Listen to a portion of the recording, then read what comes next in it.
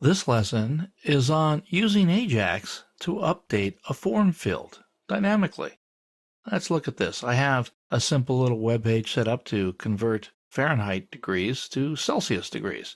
So I can enter code here, 55, but when I click here, I can't enter anything. So it took it to the top. Let's go ahead and get rid of that. I'll put 55 in there again, and I'll press the convert button. And it puts the degrees Celsius in here. If I say, no, it's hotter than that, it's 95, hit the button again, it converts it once more and puts it in place on the form. Let's go ahead and look at the code. So the top of the form, I'm going to go down to the body again. Here we are. Name Fahrenheit, ID Fahrenheit. Same with Celsius, name and ID. And I have disabled equals disabled. That's the way you have to do it to keep it so you can't enter data in there. So I've made the sizes both be 3 to enter the data. And if we go down to the button, it's a button, not a submit button, value convert. And the on-click event is calling the convert temp function. Go up to the top and take a look at that. So we see our standard Ajax code, the code I told you you just got to have there to handle the difference between Microsoft and the other browsers when we're creating the request object. So here's the function, convert temp. Same thing you've seen before. We start with the open, post, and now the program we want to call. I'm calling again a program where I put the underscore Ajax at the end of it just to highlight that that's what this program is being used for. Same content type, same onReady state change function, same codes we're listening for. So this stuff is pretty standard. Now, same response text coming back into return data. And now in this case, though, I'm getting the element by ID of Celsius because that's actually an input type equals text. Remember, it is disabled, so I can't enter into it manually, but I can get a handle on it. And this is the handle on the element. Now I'm going to set its value to be the return data. All I'm returning from that PHP program, let's go up here, is the actual Celsius number.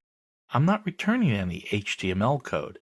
In fact, even though I demonstrated returning HTML code, more often than not, you'll pass raw data back and then just format it with JavaScript.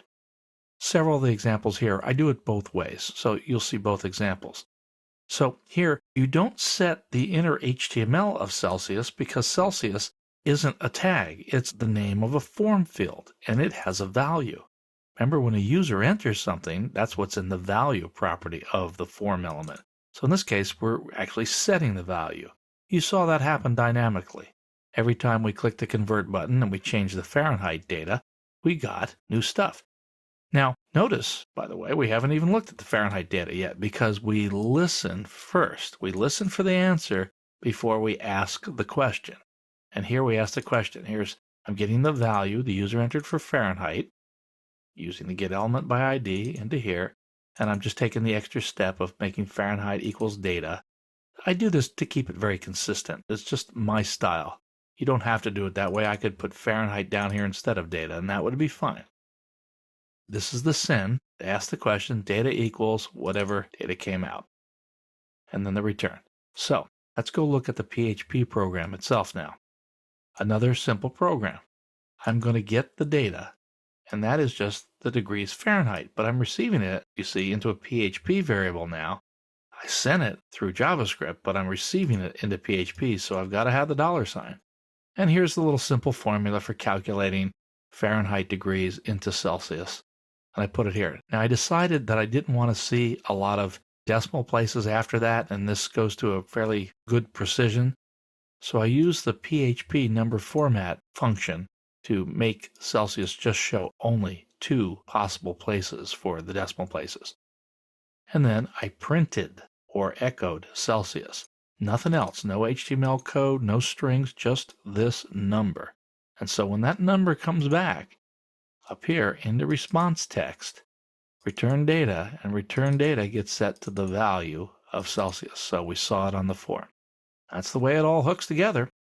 And that ends this lesson on using Ajax to update a form field.